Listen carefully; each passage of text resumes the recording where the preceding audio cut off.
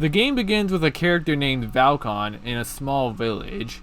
He's currently looking for his friend that he's the guardian of, who seems to have gone lost in the nearby woods.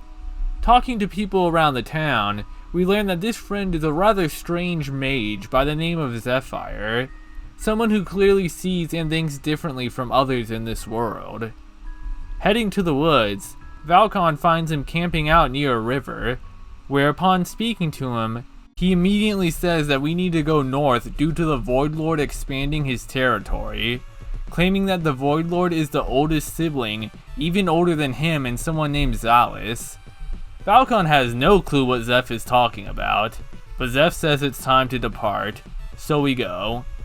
We travel through the woods and a nearby cave before ending up back on the overworld, where suddenly the ground shakes and we fall into this huge temple area.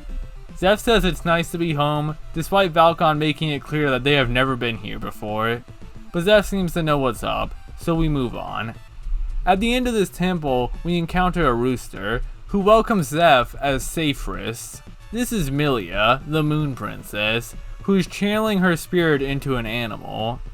Zeph explains that Saphris is his real name, and that he's from the Void, coming to Aerthen and receiving this body, alongside the Sky Father, basically God, Zalus. Valkon is in shock that his friend he's known his whole life is actually some void creature inhabiting the body of a human. Milia tells Saphris that it's finally his time, as another void being, Zormoth, is beginning to amass power, as Zeph explains that he's here to defeat Zormoth, and that's what they were heading out to do. Milia sends the two out, with Valkon attempting to understand this massive revelation in his life, as Saphris calls him a goose and tells him to move those legs, because they have a void monster to fight. This is the first 30 minutes of To Aerthen, and it only gets stranger. To Aerthen is a turn-based RPG released in August of 2023 by the one and only FIM. If that name sounds familiar, it's because they're also the creator of a game that I looked at before titled Venitura, a pretty banger game in its own right. Also, I still don't know how to pronounce the title of that game. Venitura? To Aerthen? I was calling this game To Aerthen for the longest time because I don't actually read words. Clearly I'm having trouble with these titles, but whatever. Hopefully FIM's next game has an easier title to read. Scarmondi? Presentation-wise, the game uses both graphical and music asset packs from various artists.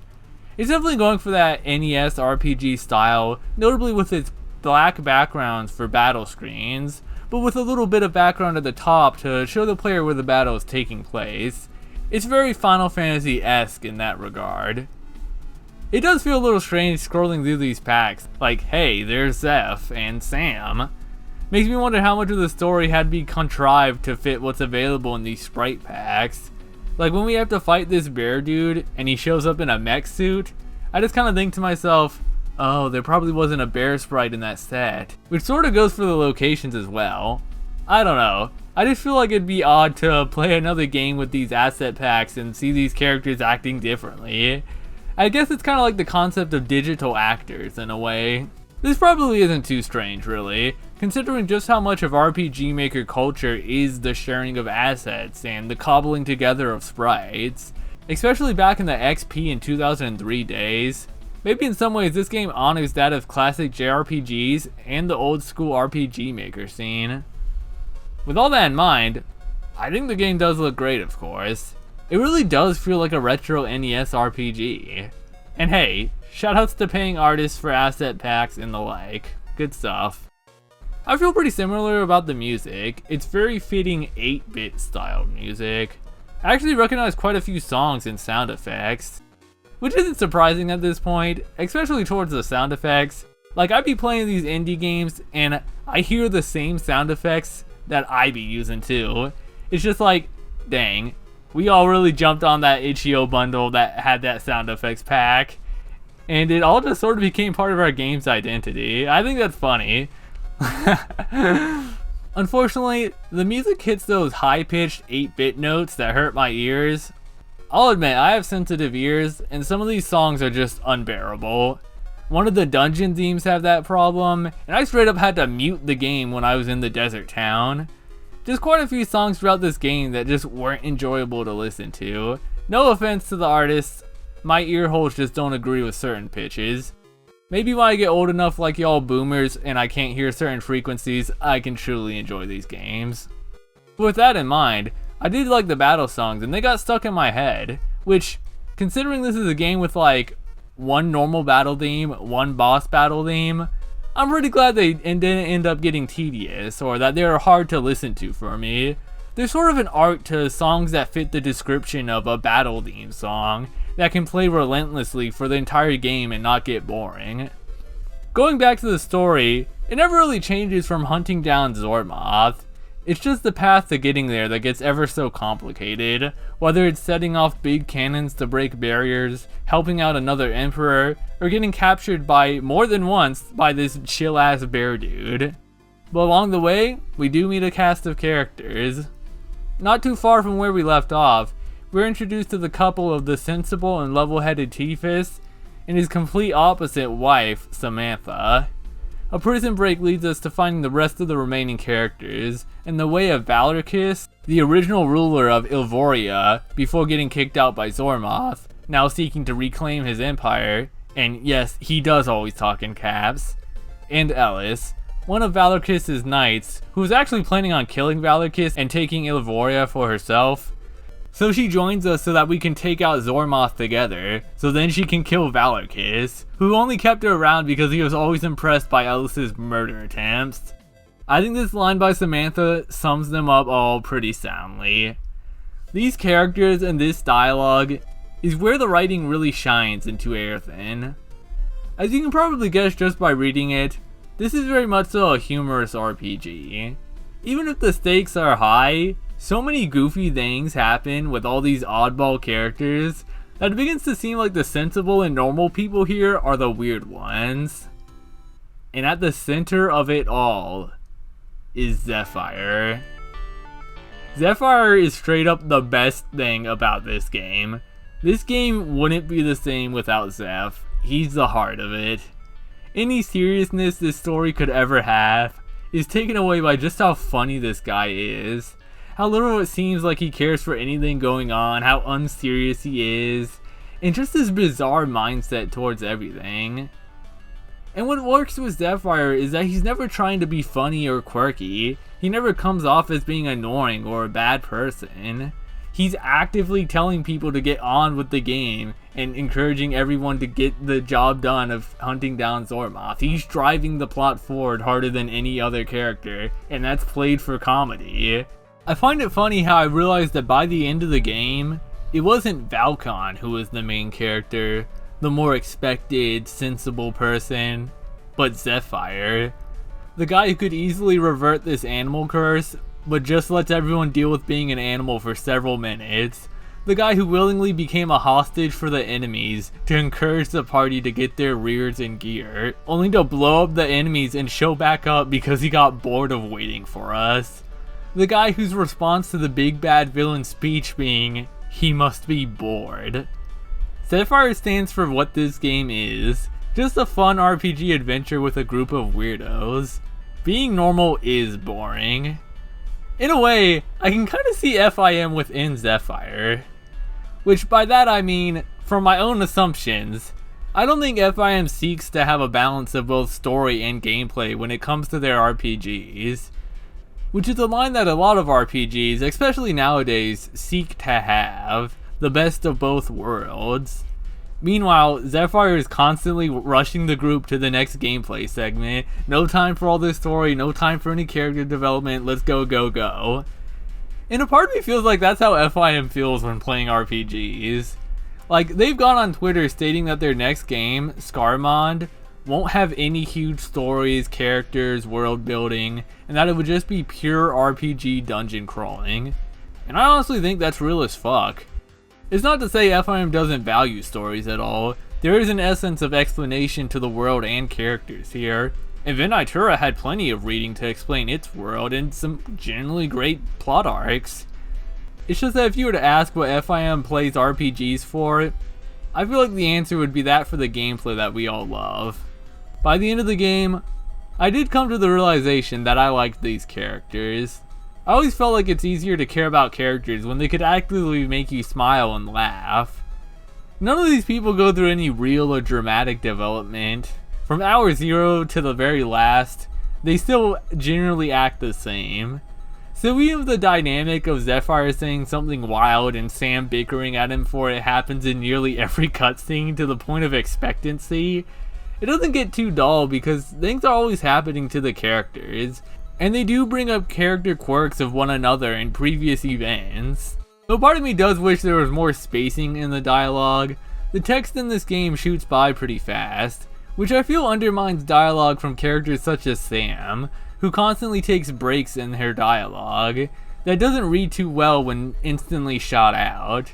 It can make navigating the web of periods and other punctuations a tad tough. But still, the characters and the writing was a big encourager for me when it came to playing this game. I enjoyed how different it was. It really caught me off guard. When you say that you made a RPG, a comedy RPG, you kind of have the expectations of like what you're going to get, but I was not ready for this. This game isn't going to tell a grand story with unforgettable characters and huge moments. It doesn't try to be. But it is a game that's willing to tell a lighthearted story with fun characters that may give you a good laugh. I can't really say I've experienced the game with a character like Zephyr before, and seeing him in every scene made it worth it on its own. Unironically, I will remember Zephyr just because of how different he was. But as I said, I feel like where Ephraim really puts their 100%, it's on the gameplay. A lot of what To Aerthen's gameplay is what you can imagine. Classic turn-based RPG. World map exploration, dungeons with items and random encounters, towns with shops. However, where To Aerthen really shines, and what I think FIM offers to make their games different from other RPGs, is how equipment is handled. This game has a huge host of interesting equipment, differing weapons with unique features like bows that deal extra damage against flying enemies, axes that give an opportunity to counterattack, fist weapons that can attack twice, armor that changes all sorts of values, status resistances granting new skills. Numbers fluctuate constantly in this game, and its widespread of equipment leads to many different ways to build your character. It's very free form. It really feels like you can do anything with these party members, and it encourages changing up entire members' game plans just to accompany what's needed for your group. I mean, just look at these item descriptions. Every weapon, armor, helmet, shield, accessory, glove changes a ton of things, and all have their ups and downs to consider, rather than this armor gives higher defense so it's 100% better. Well, what if that weaker armor you're trying to replace with less defense gives me health regen, makes my spells cost less MP, or gives me a cool skill? There's decisions to be made. This is because of FIM's large focus on what RPG Maker refers to as extra and special parameters. Like, golly, I always wonder why more RPG Maker devs don't mess with these hidden stats. Things like regen, counter, magic reflect, guard rate, recovery effect, pharmacology. There's so much to play around with, but I feel like a lot of devs are afraid of diving into that kind of complexity, and I'm glad to see FIM embrace it. It's one of the things that defined Venitura to me, and after playing this and the Scarmond demo, I can say it defines FIM as a whole. Though part of me does wish that there was a way to see the numbers of these extra parameters and special parameters go up when checking equipment, when trying to equip something new. But I know I've messed around with it in RPG Maker myself, and there's no real good way of doing it. It's just a pick your poison scenario. But I think one of the neatest and most notable things FIM does with these parameters is that of aggro, which is the percent that enemies have to target that character. Tons of equipment increase or lower aggro, such as magic wands decreasing it, axes increasing it, to equipment dedicated to raising or lowering it. It's a big deal. It reminds me of Final Fantasy 1, and how that game had an aggro system where the order of party members determined how often the enemy would attack them. The closer to the top of the line you are, the more likely you are to get schwacked. Final Fantasy would later end up adapting the row system over this, so the idea of aggro can sort of be seen as an expansion of the original Final Fantasy style.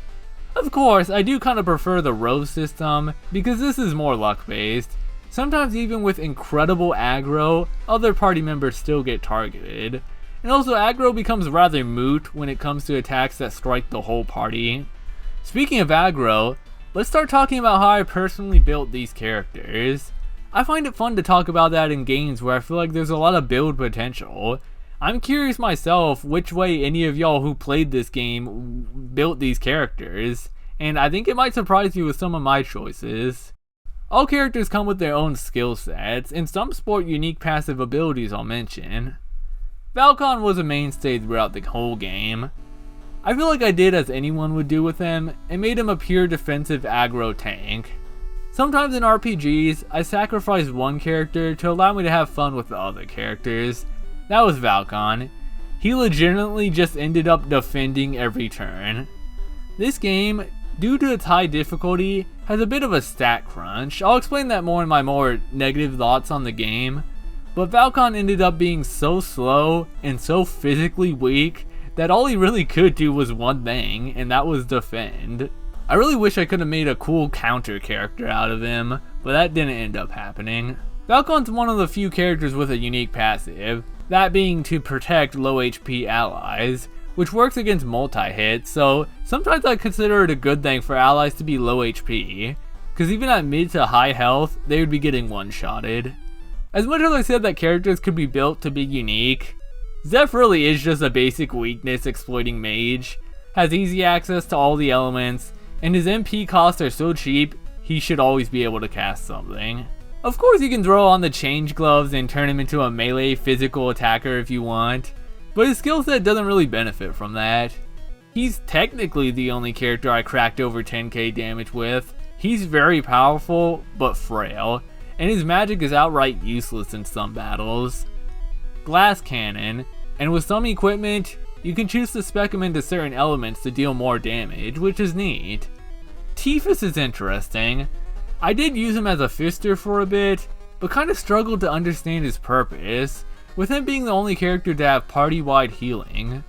Funnily enough, he ended up having a dedicated build for the sake of not being in the party, where I basically just gave him a bunch of gear to increase his max MP, and then I would use his recovery skill to heal after battle, because you can use skills from characters that aren't currently in your party. Samantha is extremely strong. I had her using bows, where she could absolutely demolish certain flying enemies. She also has the powerful allure skill, which can turn enemies against each other. Other than that, I focused on physical evasion with her.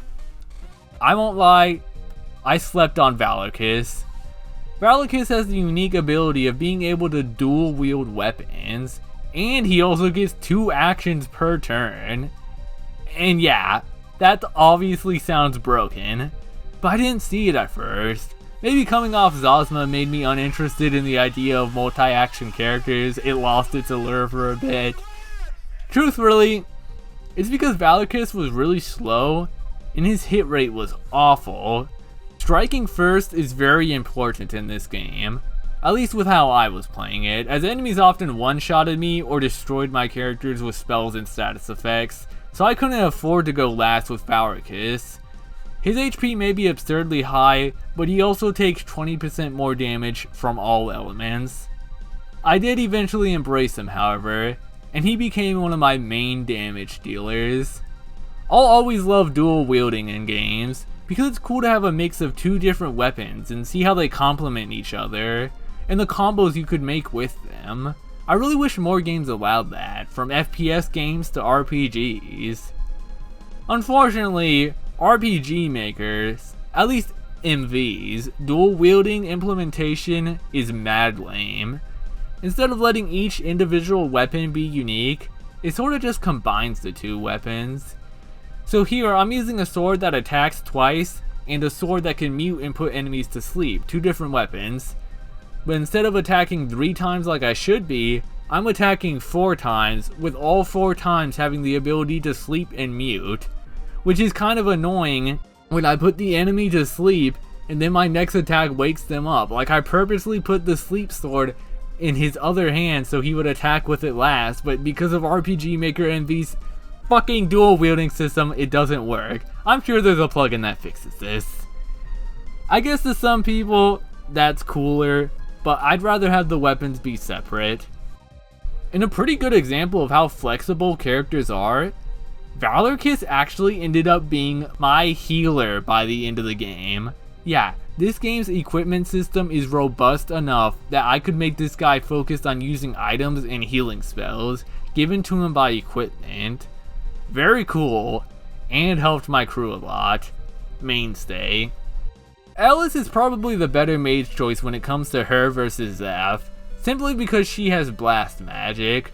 Blast magic can't be resisted or reflected, making it always useful. I only ever used her during the one part of the story where Sapphire volunteered to become a hostage, but I think she cooks. She doesn't have the high damage that Zephyr has from exploiting weaknesses, but she's consistent.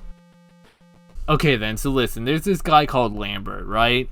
Lambert is an optional character that you can find pretty easily. He doesn't speak, which is a funny excuse to not give him any dialogue throughout the game.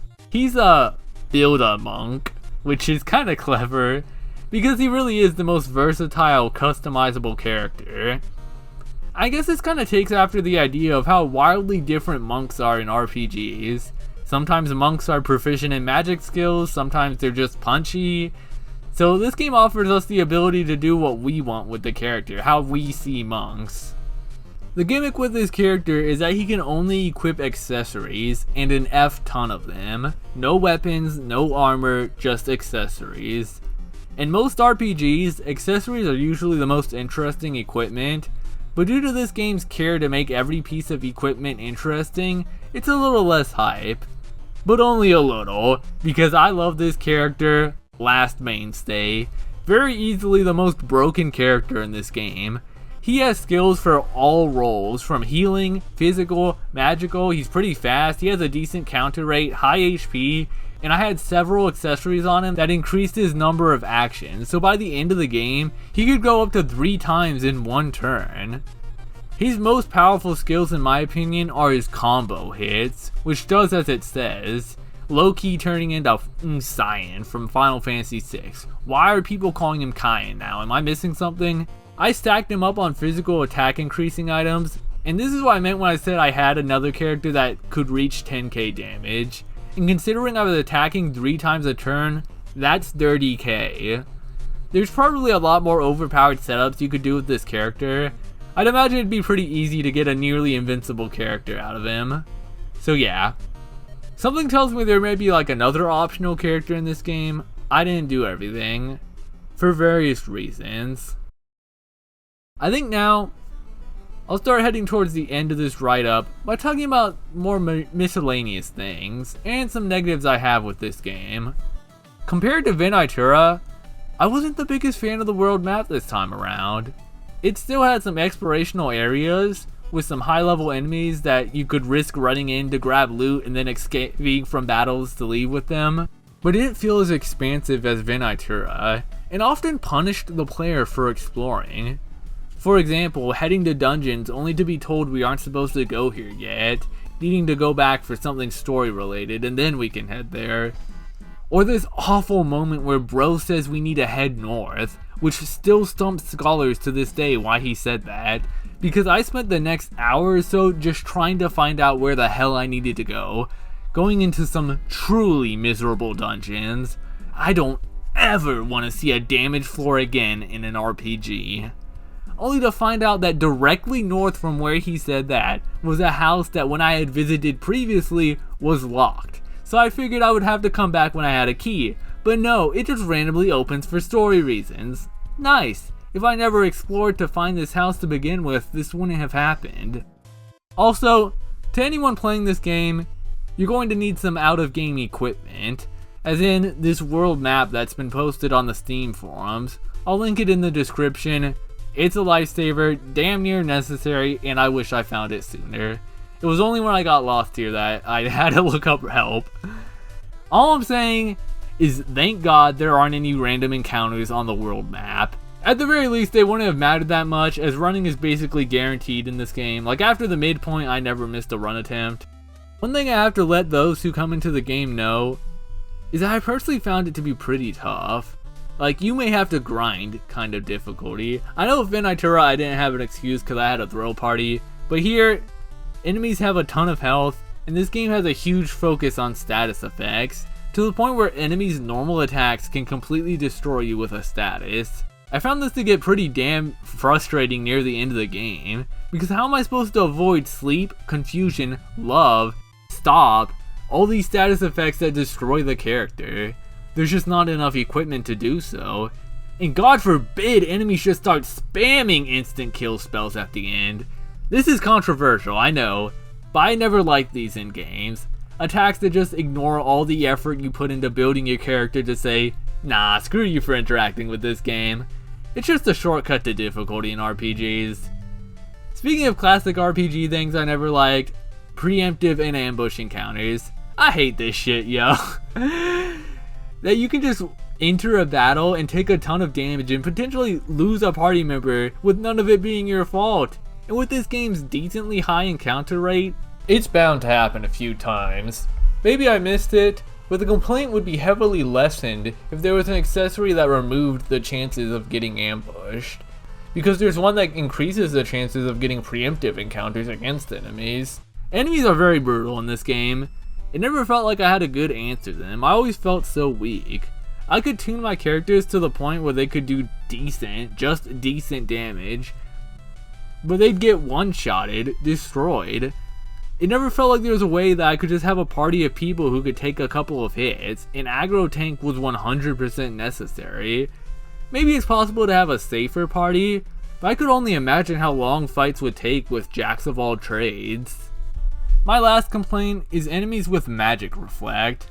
I think Magic Reflect is so cool. I actually had a Valcon build where he had like 80% Magic Reflect. It was dope. But enemies having Magic Reflect is kind of questionable. Like, what is Zeph supposed to do when the only enemies I encounter, or God forbid one of the last boss forms, has Magic Reflect? Nothing, bro's useless. All I'm saying is that if we're hearkening to the older Final Fantasy games, at least allow me to re-equip myself during combat. I know I try to push this idea onto every RPG I play. I just think it would help in games like these, where encounters can bazinga you with certain status effects, or characters could potentially be useless depending on their gear. But that's just me. I like counterpicking an enemy group, instead of just going in blind and hoping I had the right things equipped. I also personally wish that dungeons were more interesting in this game. There are some dungeons with unique puzzles and key hunting, but a lot of them are just mazes with split paths leading to treasure chests. It's functional, but just something I began to notice as the game went on. I think the ones that had switch puzzles and the like were a lot more memorable. They had personality to them, but a lot of them just felt the same. But with that in mind, I still had fun during the early game. In the very end of the game, when I started getting gear that would resist most of the status effects and I finally found a party comp that worked, yeah, I was having a blast. I understand that I'm not the best at these kinds of games, and maybe I need more toughening up from games far more unfair, but these are just my thoughts. I think the funniest thing that happened during my playthrough is when I fought a boss that legitimately ran out of MP during the fight. And because they had no other attacks, they just stopped attacking me. Like, am I doing something wrong here? Despite it all, I still think this game is very fun. I mean, just Zeph himself is enough to sell it. Definitely an RPG character I will be remembering for a long time. What a top tier character. I think this game's unique tone does a lot for it, and I enjoy FIM's writing. This was great. And even if I struggled with some aspects of the gameplay, and personally believe some of it shouldn't exist, I had a ton of fun experimenting with these characters. I like when I get to express myself in RPGs with character builds. I love having all these options. I mean, how many other people made Valakis a healer?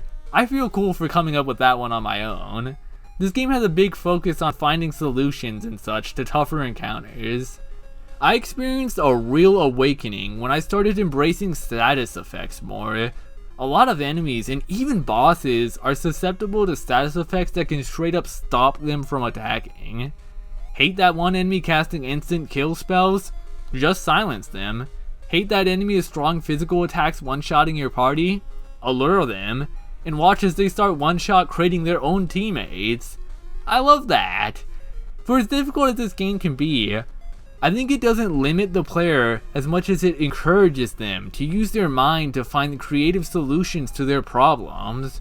Every enemy layout has a strategy that needs to be cooked up for all to go well, and some of the boss fights can be an absolute thrill ride in that regard. If you know what you're getting into, I would definitely recommend To Aerthen. It has a lot of heart in it, from someone who loves RPGs in a lot of the same ways that I do. And maybe a lot of the ways that people who yearn for the older days do as well. Give this game a try. As for Scarmond, the next game by FIM, I already played the demo for that game, and to put it lightly, I have a lot to say, and I'm very excited for the day to come where I'll be able to play it. But as for me, I've got places to be. I'm Spacey Soundy, and I'll be catching y'all in the next one. Do you want to watch my videos a week earlier like these fine gamers here? Special shoutouts to Golly Gamer tier supporter, Torque Good. I started up YouTube memberships. If you want to watch my videos a week early, it doesn't matter what tier you choose, just consider supporting me if you want to do it. Yeah, thanks for watching.